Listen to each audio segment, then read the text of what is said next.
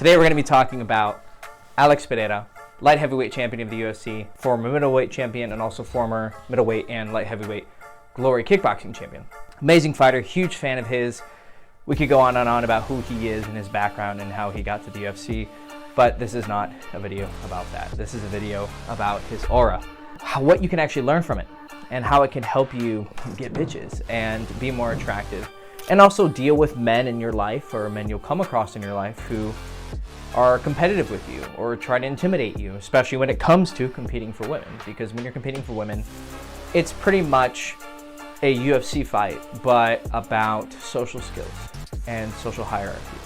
And these things exist, they're always going to exist, and you are going to either be a victim of them or a user of them in your favor, without, of course, becoming a bully, right? Because we don't want to turn things into a UFC fight. We're trying to get pussy, not get in a fight. Okay, if you want to get in a fight, go practice and join the UFC. We're going to be going over his aura and why his presence is such a powerful thing. You can look up any interview with him and how people talk about him and how people react to him, and you can see that his demeanor, his energy, his aura, however you want to describe it, has an effect on people around him. To the extent where people accuse him of doing black magic, right? I don't know what your spiritual beliefs are, but there's people in the UFC like Izzy Adesanya who says that his, rituals and his religious, spiritual beliefs are real and they have an effect on him, and he does them too, right? There's people who believe these things are real. I personally do believe they are, but you may not. So we don't have to go into that realm to explain them. We can explain them purely with the how of what I usually call fundamentals, right? Someone's facial expressions, their body language, their movements, their eye contact, their voice, their words, and their actions, right? And then I'll go over a little secret on how it really all works and why you can take advantage of it, right? Our goal is not to be the toughest guy in the room, okay? You can somewhat bluff that a bit if you have the demeanor, but I'm sure you've met a lot of people in your life who do try to come off as a caricature of an alpha male, the wannabe tough guy, and then sometimes they're exposed to not be as tough as they are when it actually comes time to throw down and throw hands. They're not as enthusiastic to fight as they were acting 5 seconds ago when they were talking shit. Right? And our goal is to avoid violence as much as possible because, again, we're trying to get laid, not get in fights. But these energies that you can put out when you have an aura like Alex Pereira, it does have an effect on people. And this effect can lead to women being attracted to you. It could lead to other men respecting you, which can actually just avoid you a lot of trouble and have men less likely to be douchebags around you or try to AMOG you. It's an old terminology in the pickup community, alpha male, the group AMOG. It's when someone tries to basically make you their bitch and then put you down so that they can be the respected one in the group or to get the girl. We can actually use this aura to our advantage in almost any social situation.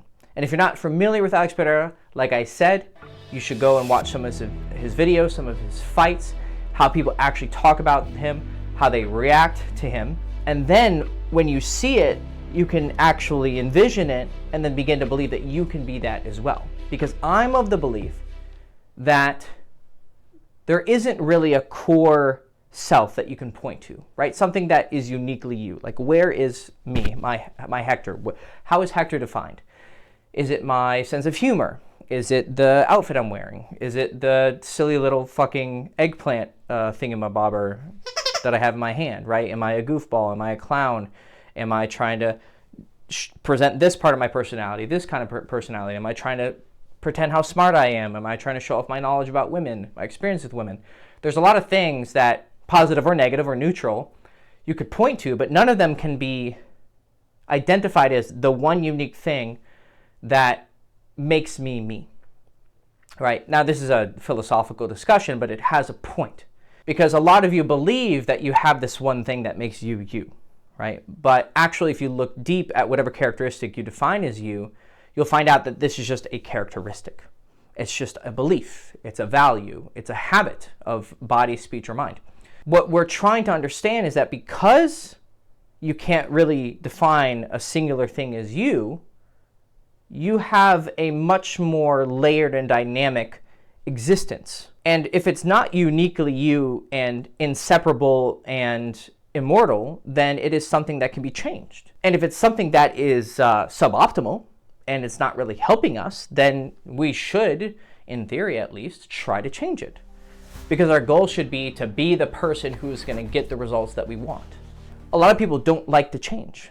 But if you understand this philosophical idea and you actually can go inside of your mind and realize that there are things you can change and things you should change, then maybe one of those things that you should change could be your aura and the demeanor that you put out, the way that you express yourself, the way that you talk, the way that you walk, the way that you move. You can actually take control of who you are, because who you are is a very flexible thing. And so if it's flexible and can be changed, you should change it in a way that's going to get you the results that you want. And I'm here to tell you that an aura that Alex Pereira has, right? A genuine aura of strength, somewhat of intimidation, but also one of unflappability. If there is a exemplar of stoicism, it would be him. But what's interesting about Alex Pereira is he's not a caricature. We're going to go into that a little bit later. He actually has layers, right? He can be funny, he can be goofy, he can be silly, right? He has a lot of identities. I don't know the guy personally, okay? So I'm just making these judgments based on people who I've met who are similar to him. I have a friend who's very similar in demeanor to him, and it works for him in a lot of ways, but I know him personally, this guy, not Alex, and I know that he has these different layers to him in that he can have a fun side and a soft side or a childlike side, right? He's not always this super serious stoic guy, right? I mean, that's very important, especially for women. Because if you have too much of this, I'm this stoic, scary guy, well, then you might get her respect and her attraction, but you might also get her fear, and you're not really going to lead her to the bedroom because she's going to be afraid to come talk to you if you're just standing in the room all fucking scary like, okay? So there's going to be a lot of details here and a lot of nuance here. That's just the way I explain things. I prefer to explain things very much in detail because I think like a philosopher. I have a degree in philosophy.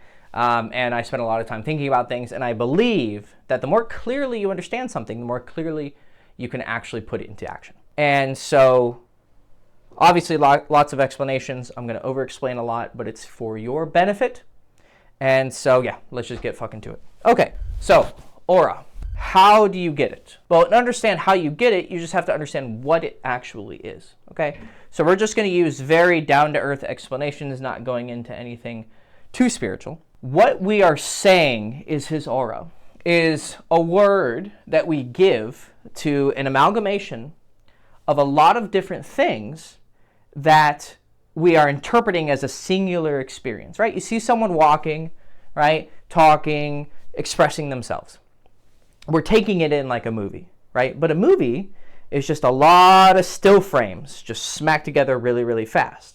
Right? When you think of film, or video games, it's in 60 FPS, frames per second, right? It's a lot of little things coming at you at once, but we experience it as a fluid, dynamic thing, right?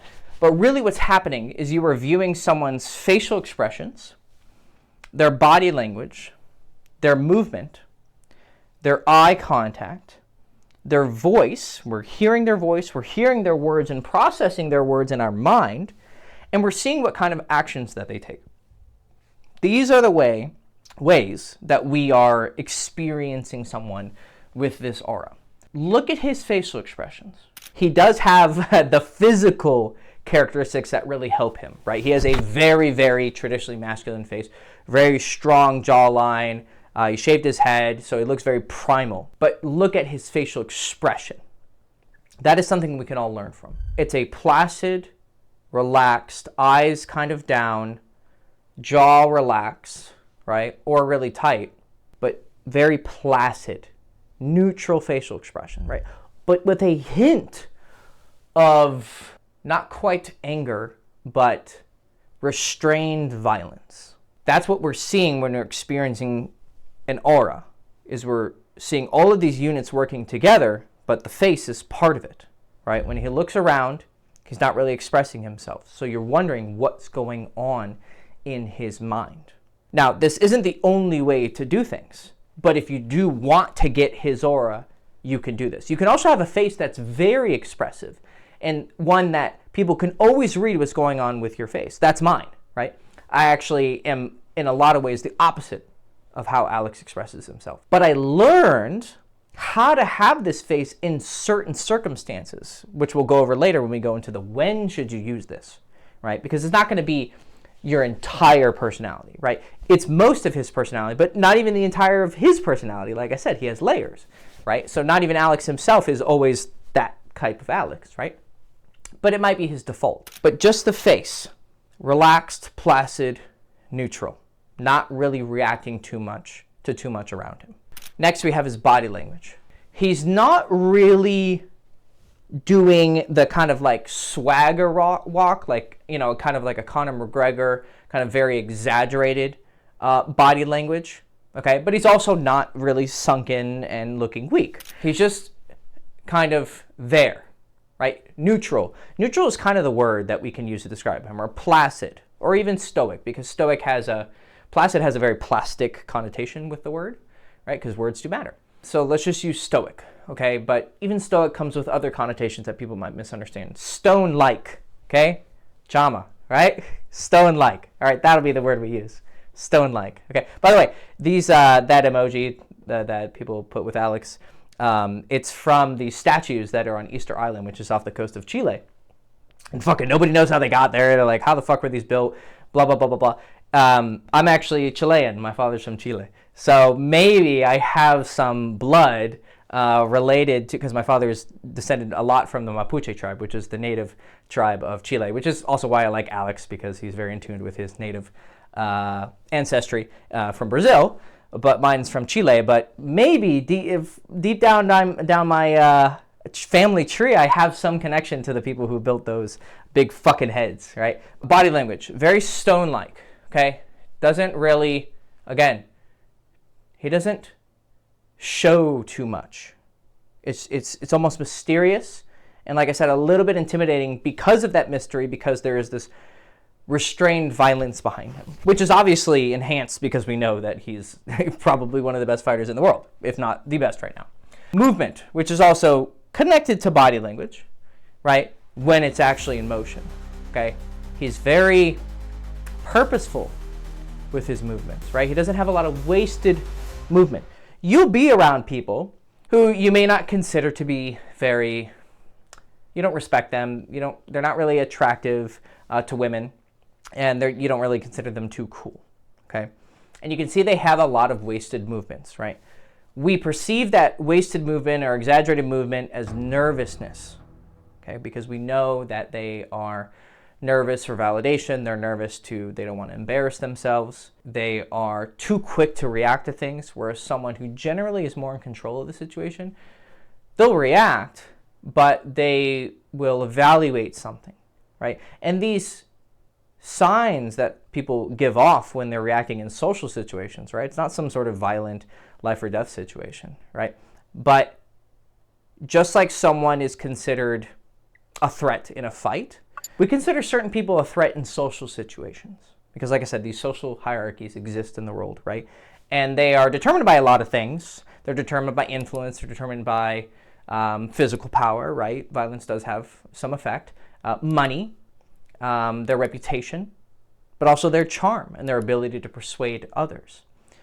And so we're always passively experiencing the show that someone is putting out, and it's done with these fundamentals, as they usually call them. And so someone's movements, if they're very erratic and kind of nervous, it's not really something that exudes a sense of authority or confidence. Now, you could be wrong. Sometimes someone could have something not quite operating very well, and then you could form an opinion about them. But then, 5 minutes later, turn around and they're actually really charismatic and really charming and blah, blah, blah, blah, blah. Right? So we want to be careful with judging someone too quickly just because they don't have like a scary aura. Okay, well, that means they don't get bitches or they don't command respect. Well, that's not exactly true because, again, this isn't the only way to do things. It's just one way you can do it. So if you see this demeanor and you're like, you know what? I could use some of that in my little pot of what I call my personality. Right? I'm going to put a little this, little sugar, a little, paprika, cumin, whatever I want to fucking put in it. If you want to put some of this in there, well, then this is the kind of behaviors that you have to have. But they're not the only ones that work, okay? But usually when we see mannerisms that are too erratic and nervous, we think kind of lesser of the person. And when someone's more in control, more stone-like, we we tend to respect them a bit. Eye contact. He has piercing fucking eye contact. All right, this is something that probably everyone should learn to have. This is very important, especially when you're dealing with women. Now, I'm not saying that when you talk to a girl, you fucking need to bore a hole in her eyes by just staring at her the entire time. There is a certain element of like, you know, what percentage of the time you should be looking at her. Usually I say that when you're the one talking, because you're kind of putting out a force, you want to give eye contact a little bit less. I would say like 40% of the time, maybe 50. If you're a little bit more in an authority position, like you're teaching them something or explaining something to them, then you can put a little bit more because it really like puts it in there, right? It's almost like these ways we express ourselves actually are kind of like shooting signals towards someone, especially the eyes, right? So when you're talking to someone and you're really telling them something and you really want them to hear it, you're going to stare at them while you do it, right? Like when you go talk to a girl and you give her a compliment. Hey, excuse me, I saw you over here and I just had to say, you're absolutely beautiful. You know, you want to stare her in the eyes when you say that, because that part of what you say needs to get in there. But if you're talking a lot, you don't want to be staring at her the entire time, all right? So there's going to be moments where you want to break eye contact. But when you're listening to someone, then you can look at them the majority of the time. I'd say 70 to 80% of the time. And if you are less experienced with women, this is something you're going to have to practice, because probably by default, you have a lot less eye contact than you would think, because you have trouble holding eye contact because you're nervous. You're nervous of coming off as creepy, but funnily enough, when you don't fear coming off creepy, that usually ends up you being less creepy. And when you fear being creepy, it actually ends up making you more creepy, because you have this kind of shifty, strange body language and eye contact, and then that makes you creepy, because creepiness is kind of like you don't know someone's intentions, which then can lead to fear. Uncertainty leads to fear, but when someone is being very forward with what they're saying or what they're feeling, you have some knowledge, so there's less unknown, and that uncertainty doesn't lead to fear and therefore creepiness, right? But it also does exude other things. It not only avoids creepiness, but it exudes confidence, and it exudes conviction, which is very attractive to women, because you can't really get confidence with women until you have success. So in place while you're learning confidence, which is knowledge that you put into practice, you can have conviction, which is you know how you feel and you're willing to express it. You may not be confident in it, but you have conviction in it. So when you look a girl in the eyes and you tell her, wow, you're really beautiful, or you're listening to her, or you're having coffee with her, or you just met her and you're having a conversation, and you're looking at her deep in her eyes, and you're giving her that very strong eye contact, it's going to make her attracted. Especially because the male-female dynamic is an element of penetrative energy, and then that complementing receptive energy. And this expresses itself in sex, the dick going in the pussy, right? Penetrated versus receiving. It goes along with the way that most of the seduction goes. Men do most of the approaching, okay? Men do most of the steps that it takes to ask her for her phone number, set up the date, ask her out on the date, go on the date, lead things. She's going to be the one to usually invite her home. He's usually going to be the one to make the steps towards to start having sex and make the first move and kiss her or touch her or whatever, right? That's just how it is. It's just the masculine and female dynamic, and no amount of protesting or wishing is going to change how that works, right? So if you're a man, you need to have that penetrative energy. So learning how to have that penetrating eye contact is going to make you more attractive with women. But it's also going to make you more respectable to other men. Because when you stare at a man versus staring at a woman, there's two completely different reactions. When you stare at a woman, she thinks he wants to bend me over and fuck me in the ass. When you stare at a man, it's kind of saying he wants to bend me over and fuck me in the ass, which means he's going to have to beat the shit out of me to get there, right? He wants to dominate me, right? They're the same method, but different end goals. Your end goal with a man is to beat the shit out of him, usually so that you can push him out of the way to get to the girl, right? Or get to the food or whatever you guys are fighting for in some primal competition situation. Or with a woman, it's more direct. I just want to be inside of you, right? But knowing how to have this strong eye contact is going to be very important, because you are going to meet a lot of men who are not your friend. I would say the majority of men you're going to meet in your life are not your friends. People can have utility, and to varying degrees, right? The person you go up to, McDonald's line and you order your fucking cheeseburger, right? You guys have utility. You don't have any sort of like conflict right now. But you can also have someone that is a friend, an associate in a social circle, But is he really your close friend? No. But I'm going to spend time around him and hang out with him and be nice and courteous to him. And I might even invite him out to something if he's a little bit further along between associate and friend, right? But for me, my definition from the McDonald's employee, who I have a very neutral or slightly positive relationship with, to like an associate, to like a friend, my standard for all the way over here of like truly like your brother is extremely strict. I would say less than 5 people in the entire world, aside from some of my family, right? I'm just talking about non-family members.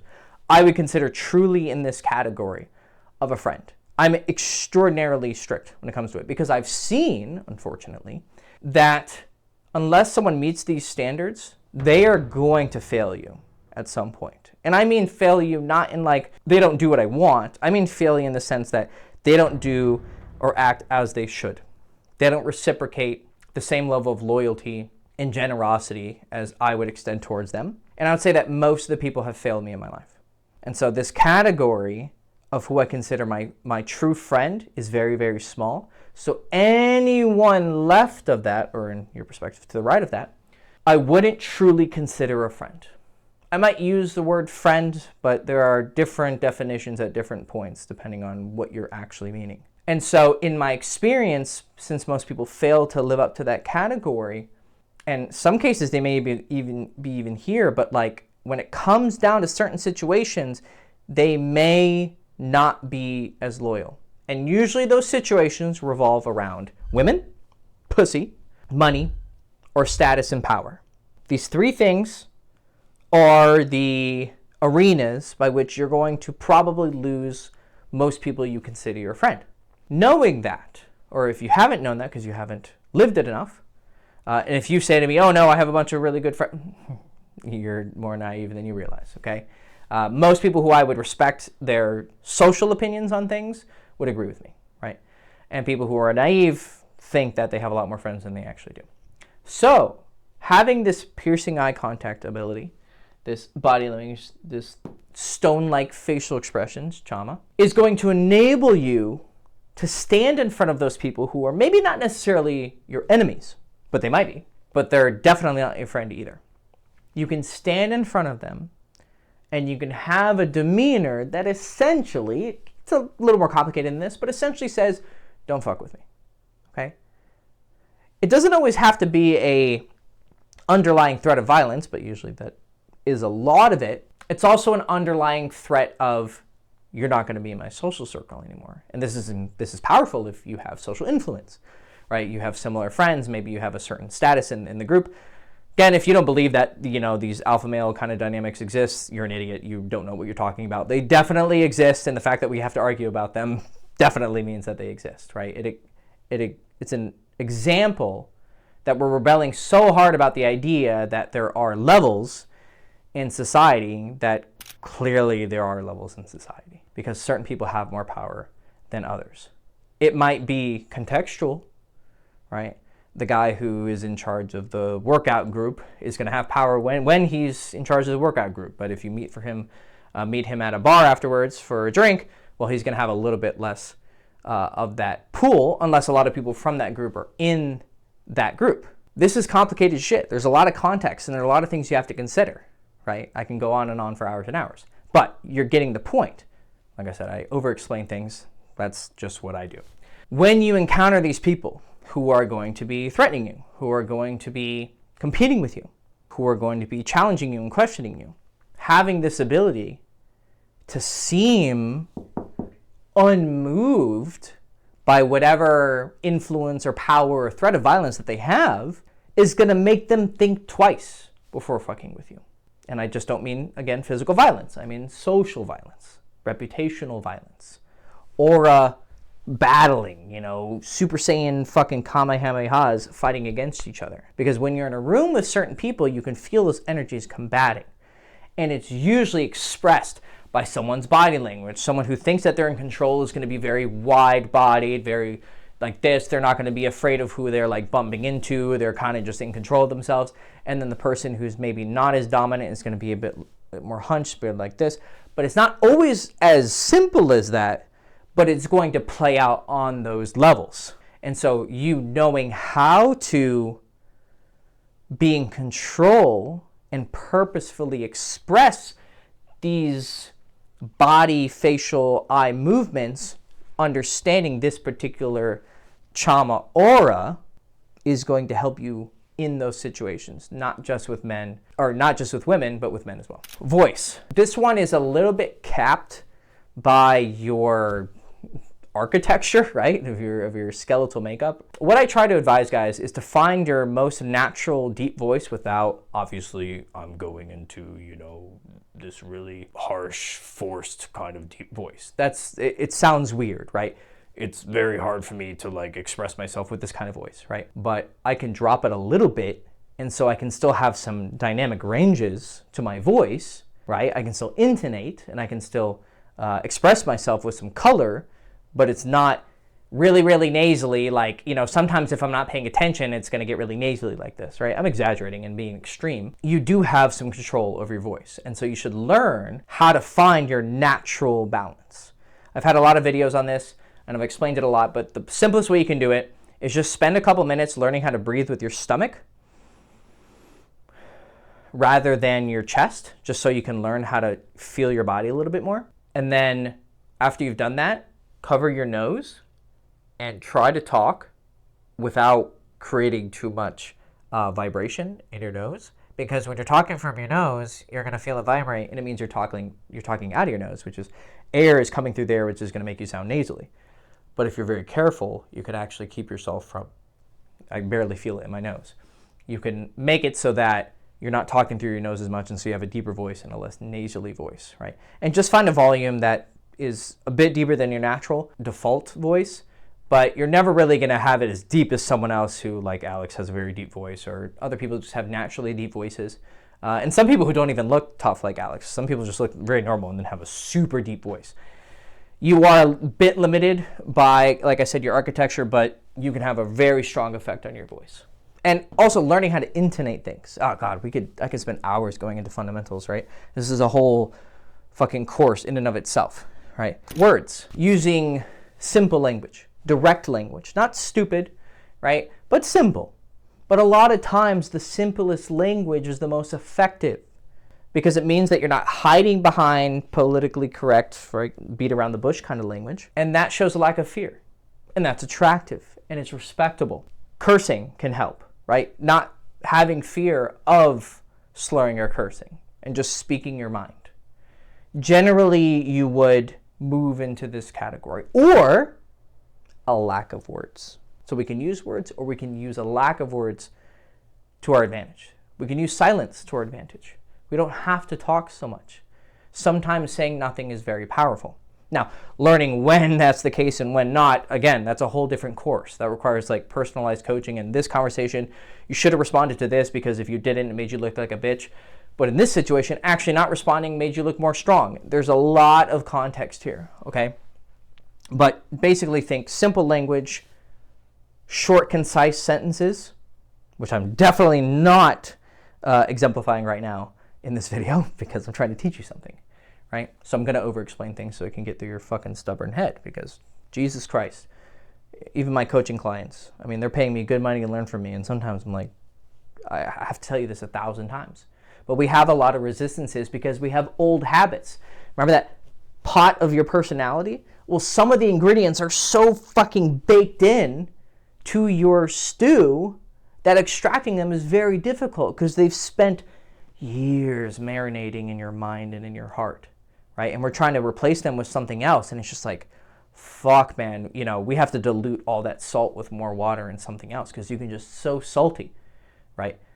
So while we're trying to change your personality, it's going to take time and it's going to take practice and over-explanation so you can actually understand it, because some of these habits that you have are so deeply ingrained, and getting them out is so difficult. But short, direct sentences and silence. Actions. Someone with this kind of aura is going to have very purposeful actions, not very wasted actions, right? They're going to do what they're going to do. Now, this is really silly, right? But I saw this one girl on Instagram, and she was teaching how to be feminine. And she was showing different things, like if you go to drink out of a cup She's like, a feminine way is to drink like this. You bring the cup to you, and the way she describes it is the cup serves you versus you serving the cup, right? And she showed two different screens side by side, which was bringing the cup to me and drinking it versus leaning over and drinking it like this. And of course, some of the comments, as usual, when anyone's trying to teach something is, oh, this is so silly, you care too much, just do what you want, just be yourself. And it's like, well, if being yourself was working, then you wouldn't need to watch videos or learn something, you'd be getting the results that you want. But clearly your life fucking sucks, so you need to change who you are, right? That's the argument against just be yourself, because it's a fucking dumb, retarded argument. Anyways, when you are showing these differences in behaviors, what a lot of the patterns that you're going to see, one is making too many movements and one is making less movements, right? Just like with your words, a lot of this trauma aura is about doing less and then getting more with it. The law of least effort, right? You put in the least amount of effort to get the most return, right? Like when Alex was fighting Jamalama Ding Dong, right? And knocked him out in, the first, 25 seconds. It looked a lot more powerful in a certain way than when he fought Khalil Roundtree, right? Which took 4 rounds and people were surprised that he lasted that long. Clearly Khalil is a better fighter. And also Alex was dealing with, I think, some injuries and some sickness, and so he definitely had some things against him. But Khalil did a really good job, right? We can't take away credit. Alex looked more powerful when he knocked out Jamalama Ding Dong. Jamal Hill, but I call him Jamalama Ding Dong because he's a ding dong. So when he knocked him out, he looked a lot more powerful, right? That's because he put in less effort to get the result. But, of course, things aren't that simple, right? Alex also looked really powerful once he was able to adapt to Khalil Roundtree's strategy and slowly pick him apart and wear him down and then just like dismantle him in the 4th round. That also looked really powerful, right? So it's a lot more complicated and nuanced. But generally, when you make less movements, you're going to look more powerful, right? So just like with that example of the chick on Instagram showing how to be feminine and graceful, the same is going to apply to being masculine and having trauma aura or trauma actions, right? Movements, okay? You're going to be doing things purposefully, right? You're not going to hesitate. You're just going to go for things, right? You see a pretty girl. Should I? No, right? The guy with trauma aura goes, pussy, go. That's how he's thinking. That's how he is acting because he's instilling this aura, right? He's always remembering this is who I want to become because this person, this trauma personality is going to bring me the results that I want because it is doing things right, right? When you see a hot girl, just go. Right? When you want to kiss her, just go for it. When you want to ask her out, just go for it, right? The date's nearing its end, you want to invite her home because you want to get some pussy, just invite her home. Just fucking do it, okay? That's the trauma personality versus the hesitant, no, just start taking action, just start taking action, just start taking action. To the extent where it's almost stupid and childlike. You're just like, I don't care, I'm just going to try. But a lot of us could benefit from just having this just fucking do it mentality because you're overthinking things. And it's mostly because you're a pussy. It's not because you're being smart and finding out the best strategy. It's because you're a pussy and you're scared, right? So just start fucking doing things. That would be a trauma personality, right? There's a little bit of secret. There was a part in Alex's career after he beat Sean Strickland. And I think he talked about it in an interview. Correct me if I'm wrong. But people are generally pretty, intimidated by Alex, and they think he's this unflappable, unmovable, stoic, god of war. But he admitted in an interview, he's like, I got scared when I was fighting Sean Strickland. And he said it was because before that, with all the press conferences and everything, he was a pretty cool, down-to-earth guy and very nice. But then the moment we got in the cage, he switched into a different person, and he just looked like a killer. And Alex said it actually scared him. Now, of course, Alex ended up winning the fight, but it's kind of funny because from our perspective, when he's just doing the this and when he's fighting, he doesn't look scared. But he was, and he admitted it, and that took a lot of strength to do. And then he said that motivated me to not be scared of any other man again. And he definitely did have a different aura after he fought Sean Strickland. It seemed like he gained this more determination, right? Because he faced his fear. but he had to accept it in the first place, right? He learned how to develop more of his Shama personality by facing his own weakness, by being honest with himself. The secret that I want to tell you about a lot of people in this world is that even someone like Alex has fear. Everyone has fear, not just in a violent situation, but in a business situation, trying to negotiate the deal that they want. In a romantic situation, going up and talking to a girl you're attracted to or trying to make the next move. Or when a couple is having a problem in a relationship, they fear losing the other person, right? Everyone fears not getting what they want or losing what they do have, or fear of getting hurt or dying. That is a fear that is universal. The only people who are exempt from these fears are people who have gotten rid of desire. Enlightened arahants, right? Disciples of the Buddha. That's it. Everyone else has fear in their heart to a lesser or greater extent depending on the context. If you know that secret that everyone is scared shitless, right?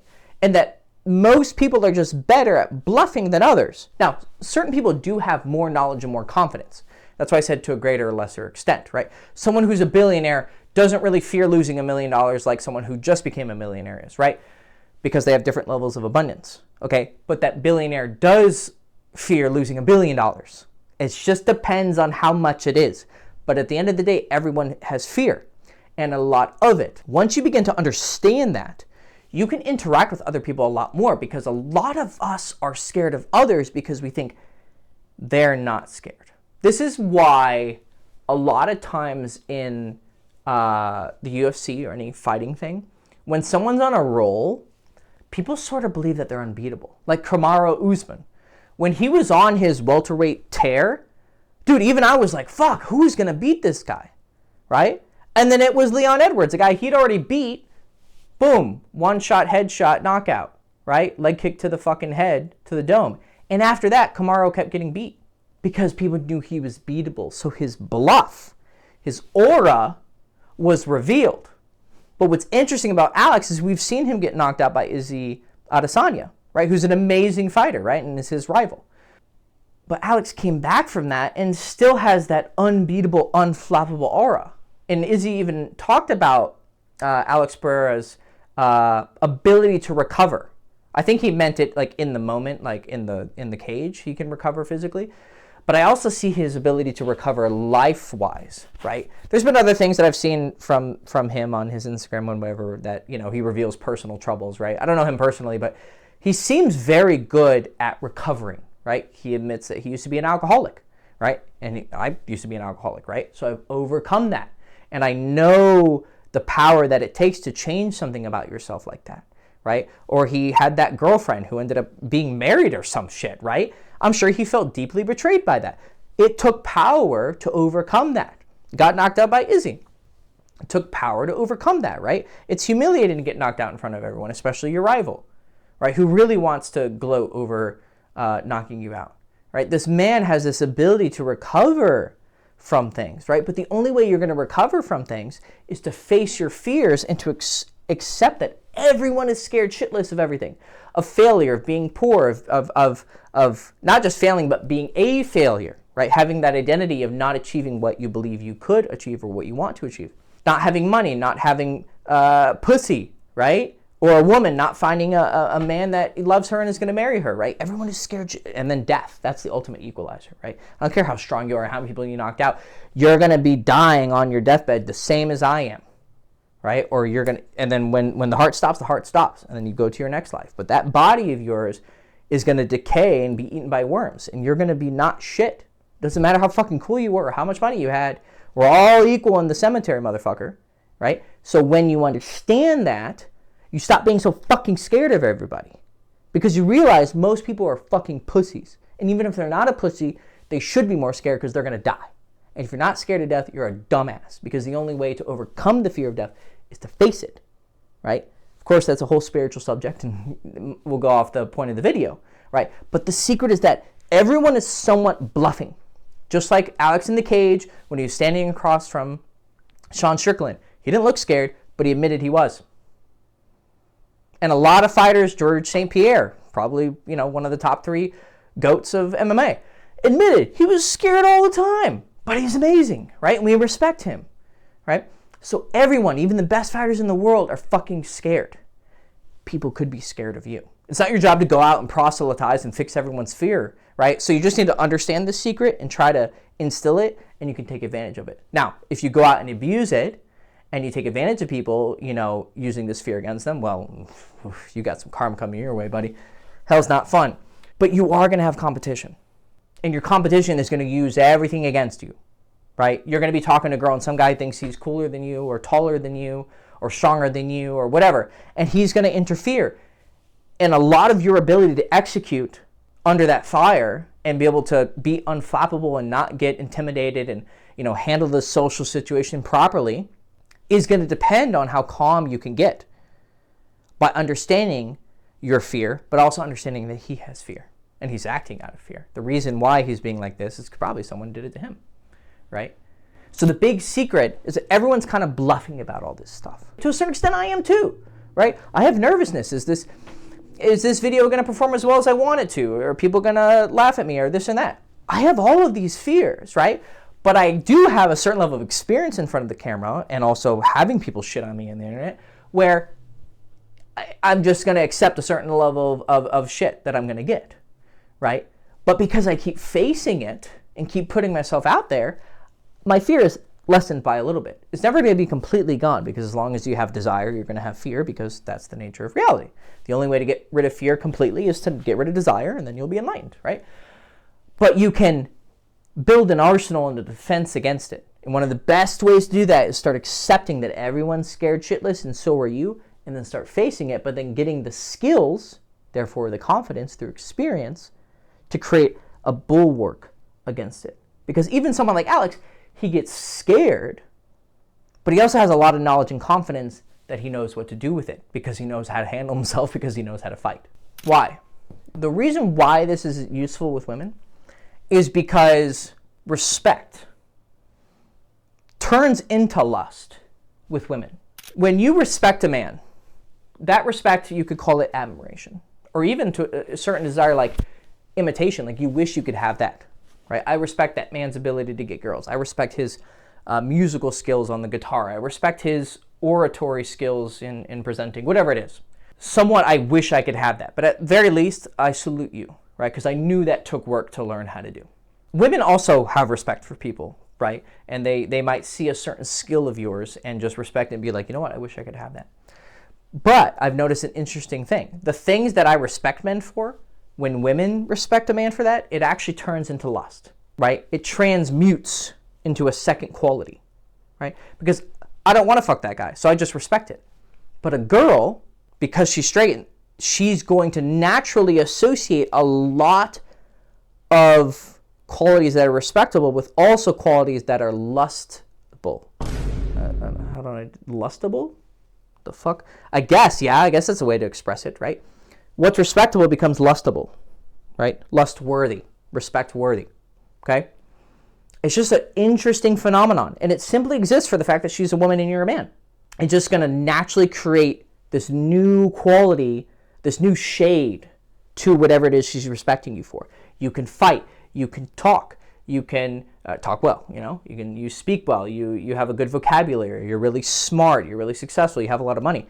She sees these things and she respects them, and then they actually turn into lust. Now, it helps if there also is some other facets of attraction there, physical, or she just has a propensity to like, whatever kind of person you are, your kind of look, your race, your profession, your type, your clique, like jockey, nerdy, businessy, whatever it is, right? She's going to have this stack of attraction, but then on top of it, you're going to have things that are respectable, and then they're going to transmute into actual attraction, right? So when we look at someone like Alex Pereira, his fighting ability, his aura, his demeanor, women are going to be attracted to that because they're going to respect him, because that's the natural way that respect transmutes into lust.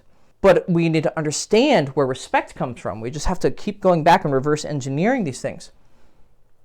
Respect comes from love and from fear. The love I've already explained. It's the admiration for a quality, right? Or a behavior or an achievement. But it also comes from fear, okay? We don't want to use this too much because, That's what leads people to become dictators and autocrats and, you know, your Kim Jong-ils and your Putins, right? And that's just going to lead you to hell. And no amount of pussy and power is going to be worth being tortured for tens of thousands of years in hell, okay? But to a certain extent, we can use fear to protect ourselves, okay? And it's very useful when people are crossing your boundaries and when people are trying to compete with you. We're not going to use fear in an offensive sense, where we're going to like threaten people or get in people's faces and start cursing them out. We're going to use it in a passive way, understanding this secret that everyone's really scared of each other to a certain extent, and there is that underlying threat of violence. But if you come off like a guy who has that Chama aura, and it's just kind of calm and collected, even when things are getting tense, and there's this underlying sense of like, oh, you're talking to this girl and he likes her and he comes to join the conversation. And you know how guys get when they like a girl and there's another guy talking to them. You know they'll kind of get this like, yeah, what's up, bro? How are you, man? You know, you've been there. You know what I'm talking about. It's hard to describe it. You can sense that they're kind of fucking with you and they're trying to, you know, status jockey with you. When that starts to happen and you have this ability to be very calm and not be disturbed by the intensity of the situation, that's going to instill fear in him, because he's going to come in like, hey, what's up, man? How are you? Nice to meet you. Yeah, cool. Like, oh, how do you know each other? And he's going to see you're just like, yeah, cool. Or even just you outright fucking ignore him, right? I've been talking to girls at clubs and some guys try to come up. Like, hey, man, what's up, man? Where are you from? Da-da-da-da-da. And I give him the time of day, and then he crosses that boundary. You know, he like disagrees with me on something, or he tries to. I remember I was out one time in Romania talking to this girl, and I needed a light for a cigarette, and this guy just walks up, and she's like, oh, hey, man, I got you. And I'm like, okay, well, I know what's coming, because I've fucking been here, done that. Not my first rodeo. So he starts asking me questions, like, oh, where are you from? Oh, you're American, cool, da-da-da-da-da. Guys always get fucking weird when you fuck chicks from their country. It's one of the most annoying experiences. Anytime you go to a different country, the dudes there are going to be hostile towards outsiders, more than they would a different guy from their country. And so, you know, he starts interacting with us, and he's being formal and polite so far, but then at a certain point we were talking about Chilean culture and versus like other South American or Mexican culture and sombreros and ponchos, and he was like, oh yeah, but that's Mexican. And I was like, well yeah, but they also have them in Chile. Like sombreros and ponchos are things that are in Chilean culture. He's like, I don't think that's right. And I'm like, dude, like I'm Chilean, my dad's from Chile. He's literally told me like they have ponchos and sombreros, it's normal. He's like, no, I don't think it's right. Okay.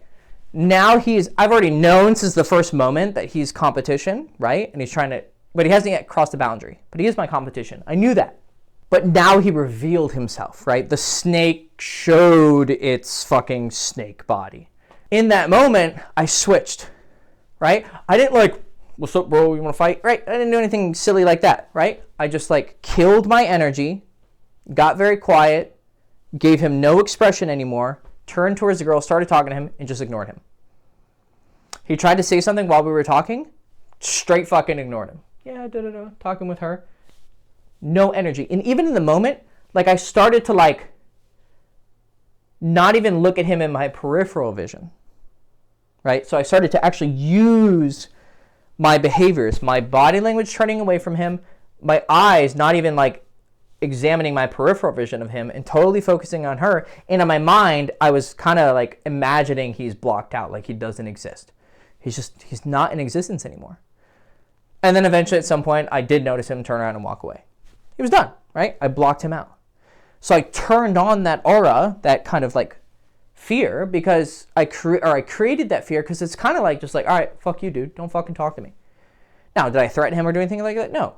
But is there a little bit of underlying like, oh, okay, fuck, this guy is not. Because someone who's like easily toyed with is going to feel pressured by politeness to talk to him and be like, oh, yeah, oh, well, you know, I think that's how it is. No, that's how it is. Chilean culture also has this. Like, stop trying to fuck with me, right? But I didn't even have to go into that aggressive language, because sometimes when you're too aggressive and you become a caricature of this tough guy, you actually create more shit. But with a guy like Alex, I get the feeling he doesn't create a lot of shit because he's not being aggressive towards people. It's almost this passive wall that he builds around himself that just defends himself. And also because generally looking at him, he seems like a really nice person, right? Especially seeing his fight with Khalil Roundtree and how after Khalil was just gone, he was just gassed and also beat the fuck up. You could see there's a few times where he didn't even hit Khalil because he's like, fuck, dude, like, I don't want to keep hurting you. Like, you could see the empathy on his face. And everyone was feeling for Khalil because he's a fucking warrior and respect, but we don't want that guy to get hurt, right? But I could see on Alex's face, he was actually, there was a moment where he was going to knee him and he just stopped. He's like, I'm not going to, and I don't know for sure, right? This is my guess, this is my read. He's like, I'm not going to fucking knee that guy. Like, I'm not, I can't hurt. I swore at one time he actually said something to him, but I could have been wrong. But it was like, dude, just like lay down. I don't want to keep hurting you, you know? But he seems like a really nice guy. He doesn't seem like a guy, and that's part of the reason he got mad at Jamal Ding Dong, because he said it in an interview. Because Jamal Hill was acting really buddy-buddy and even asked for a photo with Alex and was like, I'm a big fan. And then he said when things turned around, he started talking shit on him and then totally like was two-faced. Now, we can kind of get it from like a, you know, making money perspective and selling the fight.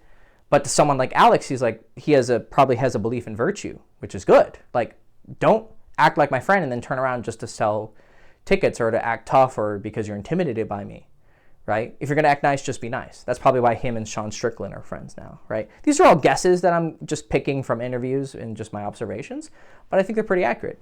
Right? Him and Sean Strickland are cool because Strickland has been cool, right? Once you're in the cage, okay, yeah, try to kill each other, but then don't act like you weren't acting like my friend before, which is what Jamal Ding Dong did wrong. But he overall seems like a nice guy outside of those situations where you talk shit, and then he's like, all right, you know, after I knocked you out, I'm just going to do the fucking, whatever that Cobby reference is, and just like style on you, okay? But he seems like a really nice guy. He comes from a perspective of creating a strong defense rather than having an offensive strategy. But if you do try to invade his walls, he will open the gates and send his soldiers out to fucking kill you, okay? Fear. That's how we use fear to our advantage. Fear is going to be created through these behaviors. Now, if you do it to too much of an extent, okay, if you don't balance it and you become a caricature, then you're going to be too extreme and women are going to be scared of you, okay? Women are going to be like attracted to you because you're like really respectful and respectable, because that respect turns into lust, like, oh, this guy's really tough, he's really strong, he's got a very masculine demeanor, so her femininity is going to react well to it. But then it's too much. Now you're just intimidating, and she can't even come talk to you, right? So you're going to need to have game. You're going to need to be able to take action and not just create attraction. Because a lot of people focus too much on attraction. I'm just going to be this like rich, amazing, successful alpha male, and all these bitches are going to want me. It's like, if you don't have the game to take the action and actually seduce women, you've only got like 25% of the puzzle. Getting attraction is like a fourth of what's going on. The rest of the 75% is actually taking action and knowing that the seduction process and how to read women's emotions and body language and react to different contextual situations. Like, it's really complicated, okay? But most people out there try to sell you on bullshit. Just like, just get rich and ripped and focus on your mission and women are gonna fall all over you and the bitches don't matter. And it's like, yeah, if the bitches didn't matter, but then you look at that guy who talks about how bitches don't matter and all that matters is he's just spending time around girls. The reason why he gets rich and ripped and all that is to get bitches. These people are clowns, and they're either dishonest or they lack self-awareness, both of which are shitty, okay? I don't know which one's worse. But you need to have balance, okay? You can't just be this full trauma ding-dong, right? But here's the thing. Alex is not that either, right? I might be like professionally dick riding this dude, but he's super cool from what I can see. And what I really like about his aura and his demeanor is that he'll have moments of levity. He'll have moments of just being goofy, right? Have you ever seen that fucking video with him and fucking Pikachu? And he just starts saying, Pikachu, in his really deep voice. And it was like, fuck. Pikachu. First of all, they're surprised because he's showing his childlike, fun, loving side, right? And it's really endearing to see someone who you think is so like this kind of person show that side of themselves. It's very endearing. It's a vulnerability. When women say they want a vulnerable guy, that's what they mean, motherfucker. They want you to be strong, but have moments of vulnerability. Any woman who takes advantage of a moment of vulnerability is just a piece of shit. But when you're a strong man that she respects and is attracted to, and you fuck her pussy from here to goddamn Baghdad, right? And then you show some vulnerability right? And you show whatever it is, sadness, childlike carefreeness, having fun, being silly, she's even more attracted to you because, first of all, she loves that you showed that side to her. And so it means you trust her and you're opening up to her. And also, it shows you're a human being and she can relate to you more. You're not this super stoic chama with no personality, right? You actually are a human being, and so she can connect with you more, right? So when you see something like that with him and Pikachu, or the funniest one, holy fucking shit, he put it on his Instagram. There was two hot girls who were like garbage women, so they're on the garbage truck, and he sees them picking up the trash, so he jokingly puts himself in a trash bag, and he's just sitting there in the trash bag, and he's fucking smiling and giggling, and you're like, what the fuck? Here's this like fucking demon of the octagon, hiding in a trash bag so he can get some, hot Brazilian pussy, right? And then his trainer comes over and fucking also gets in the trash bag. It's fucking hilarious, right? It's genuinely fucking funny, right? He's not one of these clowns who is trying too hard to be funny, right? He's really expressing a sincerely part of himself, right? Something that he actually feels, and it just happens to be funny as well. Because some people can be sincere in themselves and it's still not funny, right? Just like I said, just being yourself is not enough, but he happens to also be funny. But what's great is this balances his demeanor so he doesn't come off just like a caricature. He's not this wannabe alpha male personality who's always putting on an act. He's a genuinely strong guy with these other sides to him, right? And you need to do the same. So when should you be this person? Well, I kind of already went to it, right? When someone's being competitive with you, or when someone's crossing boundaries, when someone's rude to you, when someone disrespects you, man or woman. When a man does it, hey man, how are you? Da-da-da. Maybe he makes a joke that's kind of insulting, or you kind of feel that there's an insulting subtext and he's not actually teasing you. You don't have to call him out. You could, depends on the context, depends how egregious his move was, but you can just change your demeanor and be like, okay, cool. You're like that. I understand. You're not really my friend. Kind of like when Jamalama Ding Dong, showed his fucking snaky ass behavior, and he hasn't changed it, right? You see him yawning after the fight with Alex Pereira, and that was one of the best fights I've ever seen. He's like, it's like, dude, it's fucking cringe. It's so fucking annoying. I know he's probably just trying to get himself back into some sort of rivalry so he can get a second shot to, avenge himself. I totally get it. I have empathy for it, but you're doing it in the worst way possible, because no one's buying it. Everyone knows it's bullshit. It's just cope. But, Alex switched that on. He's like, okay, well, you're a piece of shit. Okay, cool. I'm not going to give you any emotion, right? But I'm sure with someone like Khalil or Sean Strickland, he's like, hey, man, he can be cool with you. Yeah, we tried to kill each other in the octagon, but that was business. Outside of it, I'm cool with you because you haven't crossed any boundaries, because we agreed on that boundary. The boundary is the octagon. When in there, all is fair. When the bell rings, it stops, right? But people are going to cross your boundaries, men and women, right? Even someone you love, even your fucking wife is going to sometimes cross your boundaries, right? Doesn't mean you need to go, right? And just get in her face and be like, don't fucking disrespect me. No, that's fucking silly. But you can kind of be like, hey, I didn't appreciate the way you said that. That was kind of rude. What do you mean? Yeah, I didn't really like the way you just talked to me. Can you please not do that again? Right? Neutral, simple, to the point language, all the things I taught you. And then hopefully, if she's not a piece of shit, she'll go, okay, I'm sorry. But you also have to respect other people's boundaries as well. This is not a one-way thing, right? When you cross other people's boundaries, which you inevitably will do, or get douchey in your competition with other people, whatever environment it is, once you've crossed that and they, enforce their own boundaries, you need to respect that as well. A lot of trauma personality is also accepting when you do things wrong and caring about the boundaries of others and respecting them. Because no matter how powerful or seductive or whatever we get, we have to have virtue as our guide, right? So not hurting others, not lying to them, not taking from them, not going after girls with boyfriends or husbands. We need to have virtue as our guardrails in our behavior.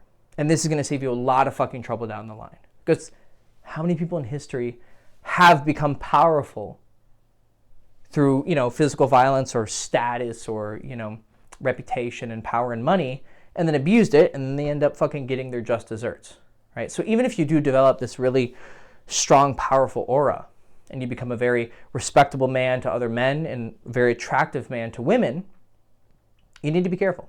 allow virtue to be your guide and to be your guardrails against immoral behavior, and only instill that fear when absolutely necessary, right? But do it defensively. Don't do it offensively. I promise you, you will have a much better experience and you will deal with a lot less bullshit than a lot of people who get carried away with some of these behaviors and allow them to take them down very dark paths, okay? But if you do see people crossing your boundaries or getting douchey in their competition, then you might need to start getting a little bit more of this demeanor so that people respect that wall, right? But it might be worth overcorrecting a little bit if you're way too far on the other side. If you're like your stereotypical nice guy and no one respects you and people are always, okay, you might need to kind of like go to the extreme with this, which doesn't mean being a caricature or a douche. It just means like a lot of the time you need to practice just like not being reactive, being very stone-faced, stone-bodied, stoned mannerisms. Stoned eyes, not high. Right? Stoned eyes meaning just like very, yeah, cool. And see how people start to choose you after that. But it will take time. Like I said, these ingredients have been stewing for a very long time in your pot, your personality pot. It's going to take a long time to saturate them and overcome them with new flavors, okay? But once you put in that practice, you will get results. And eventually, you will become Chama. But at the end of the day, remember, you still have to learn game, which is action, right? This is mostly talking about attraction, but it does actually help action because when you are doing game and talking to girls and playing that dance, how you're doing it is very important, right? But that gets into like specific context, which gets really complicated, and I've already have overdone this video. It's probably an hour long. I don't even know if my fucking thing is still recording, is it? Yeah, it is. Jesus. Oh, I've recorded a video before, and like 45 minutes later, I'm like, all right, I'm done, and then I go behind the camera, and it wasn't fucking recording. It died like 30 seconds in. So thank the fuck. Thank the fuck. Thank all of the fucks. Thank my my eggplant. Thank the Chama for this video turning out okay. So that's how you become Chama. It's all of these things. This is the how, this is the why, this is why it works, and this is the when you should do it. And if you do it well enough, you will eventually get what people call this aura. These are events that people see, auras, you know. Oh, this person's amazing at this, they accomplished this, they got all this money, they're the gold medalist here, they're the UFC champion here. We see these events and we kind of just go, wow, this is an amazing thing. But we didn't see all the fucking work that went behind it. All the adversity they had to overcome, right? Like I said with Alex, I mean, overcoming fucking alcoholism, you know, or probably some depression, or, you know, I saw a little bit of a backstory on him. Whatever he had to overcome, I'm sure it was a lot to get there, okay? To achieve what he's achieved. Or anyone, whatever you respect someone with, fighting, business, girls, you respect a religious figure like a monk or something, right? Getting there took a lot of practice. So don't focus on the event, focus on the process. How do I actually achieve that? Because if we're just sitting here admiring people, that's fucking gay, okay? We have to look at people, admire them, and then turn that admiration into motivation because we can achieve anything that they could, right? Could I probably be light heavyweight champion of the world? Probably not with this body. Honestly, I'd have to wait till I get reborn as someone with a little bit better of architecture, like I said, to be able to fight at that weight class, right?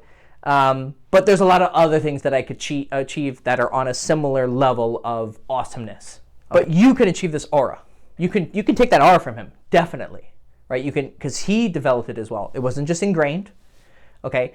A little bit might have been karma from a previous life bleeding into this life, right? But at some point he had to take actions to start creating these demeanors, these behaviors, these mannerisms, which then we perceive as a total experience, as a motion picture, as an aura, to the extent where you can feel it. Now, of course, I didn't get into how thought actually applies to this and your thinking, but I didn't want to get too esoteric with this. But obviously, your thoughts not only are going to dictate these things, right? You're going to have to do them intentionally, which means thoughts, but your thoughts are going to play a huge role in creating this aura, okay? But in order to really explain that, I have to get into some woo-woo shit, and that's not really what I get into in this channel, right? Anyways, So that's how you develop the aura, the how, the why, the when. I've overexplained myself enough. If you're interested in learning from me, right, whether it's to develop this kind of demeanor, which I haven't really exemplified too much in this video because that would require me to be like, yeah, yeah, trauma, right? But I did have to learn how to do this, and I learned how to incorporate it in my personality in different contexts. But much more naturally, I do have a bit more of a flamboyant, fun behavior. But clearly I understand this on a very deep level because I've done it, okay? It's not just conceptual. I can actually express this and whip it out, so to speak, if I need to. And it's kind of fun sometimes, just kind of like, and then you have people kind of react to this magnetic force that you have going on. But I don't like to do it too much because it is sometimes kind of boring. It's like I want to express myself, right? But if you want to learn from me, whether it's this or anything else, how to talk to girls, right? This is a very small part of getting girls, like I said. This is only having to do mostly with attraction. You got to know how to do action. You got to know how to approach girls, how to ask them out, how to have a fucking conversation, how to listen well, right? How to behave while you're seducing her, how to go on a date and have an even longer conversation and listen even more and dive deep into someone's personality and to connect with them in a sincere way, right? With no deceit or manipulation. How to become more attractive, not just with this stuff, but with a lot of different things when it comes to your personality. How to actually escalate things, get her home, right? Get in the bed, fuck some pussy, stir some macaroni, eat some cat, whatever, fuck. How to actually develop a healthy relationship, how to create the foundations for it. I mean, this shit is fucking complicated. Just like fighting would be complicated, right? If you go to Alex and learn from him, I mean, it'd take him fucking decades to teach you what he knows, okay? But I could teach you a decent fucking amount. Enough to get you moving in the right direction and to create your own ideal personality. You might not want to integrate too much of this in your personality. I think everyone should get a little bit of trauma in them, but some people kind of mesh better with it than others, but you do need a little bit of it because it's useful. But if you want to learn from me, check out in the description. There should be a little form. You can go on my website and sign up for a consultation for personal coaching with me, and I can teach you how to be better with girls. It's just simple as that. Literally anything you want. Whether you want to fuck a lot of bitches, you want to get a girlfriend or a wife, have a serious relationship, you're having relationship issues, you want to become just a more attractive, social, confident guy in general, I can literally fucking help you with everything, okay? If you want more information, go on my website, just watch more of my content if you're not yet sold on whether I can help you or not. But yeah, link in the description. Fuck, my mouth is dry, I need some fucking water. I also have a course, Meet Girls Everywhere. It's in the description, teaches you how to approach girls and talk to them. And then I have a texting book. You fucking definitely need that. I mean, you need all of them because you probably suck. But you definitely need the texting book. Everyone sucks at texting. Holy Jesus, bejesus. Like, you're probably just horrible at it. Please get my texting book. It's also in the description. You can get it on Amazon. All right. Go fuck yourself. I love you. Wish you the best. Hector Castillo. I'm out of here.